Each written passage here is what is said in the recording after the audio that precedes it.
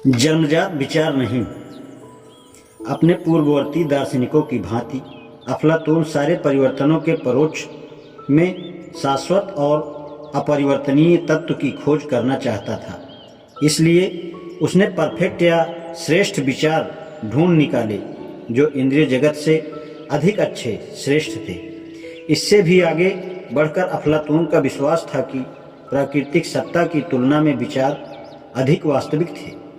पहले विचार घोड़ा आया और फिर इंद्रिय जगत के घोड़े गुफा की दीवारों पर परछाइयों की भांति दुलकी चलते हुए आए। विचार मुर्गी दोनों ही से, यानी मुर्गी और अंडे से पहले आई। अरस्तु का विचार था कि अफलातून ने सारी चीज को उलट दिया है। उसकी अपने अध्यापक की इस मान्यता से तो सहमति थी कि कोई भी एक घोड़ा बहता है या प्रवाहमान है, और यह भी कि कोई ऐसा विशिष्ट घोड़ा सदा जीवित नहीं रहता। वह इससे भी सहमत था कि घोड़े का वास्तविक रूपाकार शाश्वत और अपरिवर्तनशील है, किंतु विचार घोड़ा मात्र एक धारणा थी जो हम मनुष्यों ने कुछ घोड़ों को देखकर बनाई थी। अतः विचार अथवा रूपाकार घोड़ों का अपना कोई अस्तित्व नहीं था।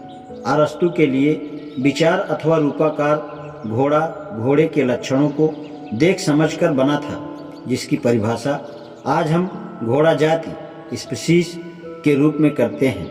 और भी सटीक कहें तो रूपाकार घोड़े से अरस्तु का अर्थ उससे है जो सभी घोड़ों में समान अथवा साझा है।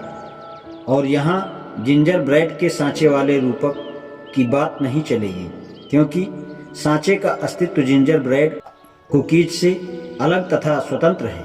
अरस्तु किसी ऐसे सांचे या रूपाकारों के अस्तित्व में विश्वास नहीं करता था जो प्राकृतिक दुनिया के परे अपनी ही अलग अलमारी के खन में पड़े हों।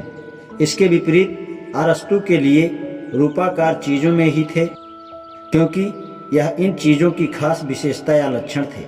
अतः अरस्तु का अफलातून से इस पर मतभेद था कि विचार मुर्गी पहले आई और मुर्गी बाद में। जिस चीज को अरस्तु विचार मुर्गी कहता था वह प्रत्येक मुर्गी के विशेष प्रकार के लक्षणों के रूप में विद्यमान थी। जैसे एक लक्षण यह कि वह अंडे देती है। वास्तविक मुर्गी और विचार मुर्गी इस प्रकार उसी तरह से अलग नहीं की जा सकती थी जैसे शरीर से आत्मा। और यही वास्तव में अफलातून के विचारों के सिद्धांत की अरस्तु द्वारा की गई आलोचना का सार है। किंतु तुम्हें इस तथ्य की अनदेखी नहीं करनी चाहिए कि यह विचार में एक नाटकीय परिवर्तन था। अफलातून के सिद्धांत में सच्चाई की सर्वोच्चता वहाँ थी जिसे हम अपने तर्क से सोचते हैं। अरस्तु को भी यह बात उतनी ही साफ थी कि वास्तविक सच्चाई का मूल आधार उस अनुभव या भान में था जिसे हम अपनी इंद्रियों से करते हैं। अफलातून का विचार था कि प्राकृतिक दुनिया में हम जिन चीज़ों को देखते हैं वे उन रूपाकारों की प्रतिछाया हैं जो विचार जगत में उच्च सच्चाई में विद्यमान हैं। और इस प्रकार मानव आत्मा में अरस्तु का विचार इसके विपरीत था। मानव आत्मा में जो कुछ भी है वे प्राकृतिक वस्तुओं की शुद्ध प्रतिछाया है। अतः प्रकृति ही वास्तविक संसार है। अरस्तु के अनुसार अफलातून एक मिथकीय पौराणिक कथा रूपी जगत चित्त से पूरी तरह बाहर नहीं निकल पाया था, जिसमें उसने भ्रमवश मानवीय कल्पना को वास्तविक संसार मान लिया। अरस्तु के अनुसार चेतना में ऐसा कुछ भी नहीं है जिसका इंद्रियों द्वारा पहले अनुभव ना कर लिया गया हो। अफलातून ने यह अवश्य कह दिया कि प्राकृतिक दुनिया में ऐसा कुछ भी नहीं है जिसका अस्तित्व पहले विचार जगत में ना रहा हो। इसके विपरीत अरस्तु की मान्यता थी कि अफलातून इस प्रकार चीज़ों की संख्या दुगनी कर रहा था। वह एक विचार घोड़े की ओर इशारा करके जानवर घोड़े को समझ रहा था।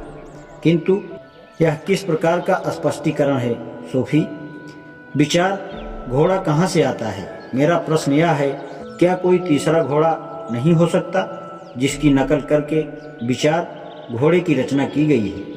अरस्तु का मानना था कि हमारे सारे सोच और विचार हमारी चेतना में वहाँ से आते हैं जो हमने देखे या सुने हैं, किंतु हम तर्क करने की एक सहज शक्ति भी रखते हैं।